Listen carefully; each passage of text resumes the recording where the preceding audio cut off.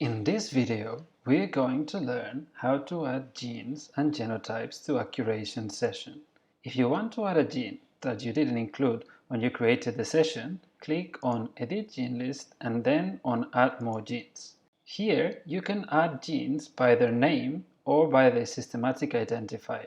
Once you have added your genes, click on Continue and you will be prompted to check that they are the correct ones, as they will be shown in bold. Check that they are correct and click on Continue. To create or edit a genotype, click on Genotype Management. If you want to create a genotype that contains a deletion of a given gene, click on Deletion by that gene name. This creates a genotype that contains a single allele that is the deletion of that gene. To create a genotype where the expression of the wild-type allele is affected, click on Other Genotype, select wild type and choose whether the allele is overexpressed, knocked down, or expressed by an ectopic promoter. In this case, we'll select overexpression. To create a genotype that contains an allele that is not a deletion or a wild-type allele, click on Other Genotype. Whenever possible, try to see if the allele you want to create already exists by typing its name. In this case, CDC1511A is already in our database, so you can click on it and you just have to select the expression level and click OK.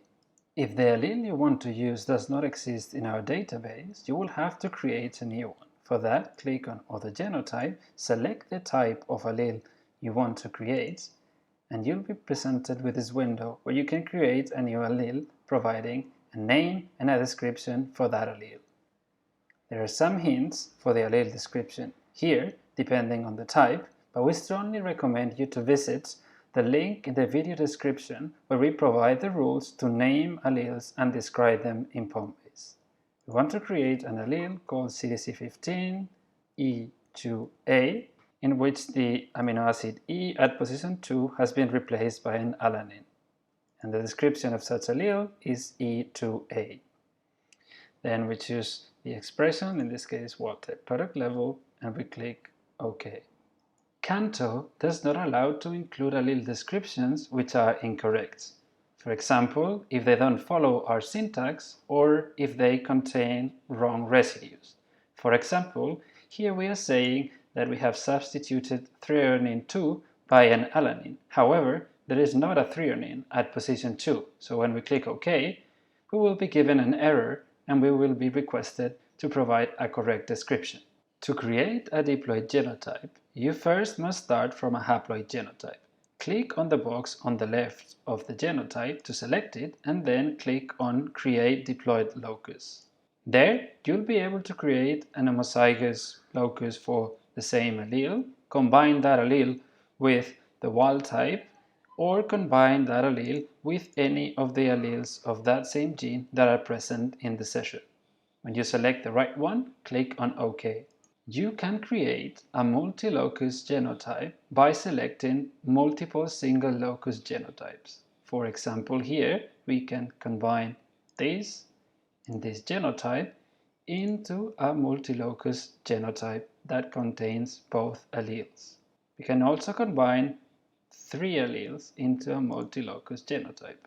If you want to edit an existing genotype, click on Edit Genotype Details.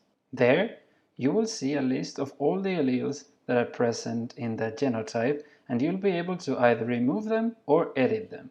Remember that if you edit or remove the alleles that are present in a given genotype, this will affect all the existing phenotype annotations for that genotype. So you should be careful with that. Finally, for the rules on how to name the alleles and how to describe them in Canto, please visit the link in the description where we give you all the details for this.